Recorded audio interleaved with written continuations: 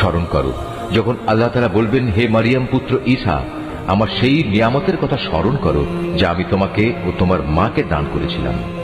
যখন আমি পবিত্র আত্মা দিয়ে তোমাকে সাহায্য করেছিলাম, তুমি মানুষের সাথে যেমনি দোলনায় থাকতে কথা বলতে, তেমনি বলতে পরিণত বয়সেও।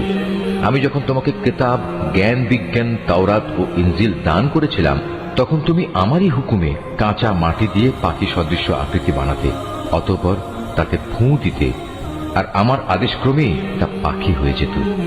আমারই হুকুমে তুমি জন্মান্ধ ও কুষ্ঠ রোগীকে নিরাময় করে দিতে। আমারই আদেশে তুমি মৃতদেহ থেকে জীবন বের করে আনতে। পরে যখন তুমি তাদের কাছে নবুয়তের এসব নিদর্শন নিয়ে পৌঁছলে, তখন তাদের মধ্যে যারা তোমাকে অস্বীকার করেছিল তারা বলল, এই নিদর্শনগুলো জাদু ছাড়ার কিছুই নয়।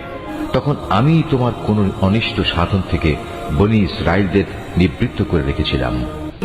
আরো স্মরণ করো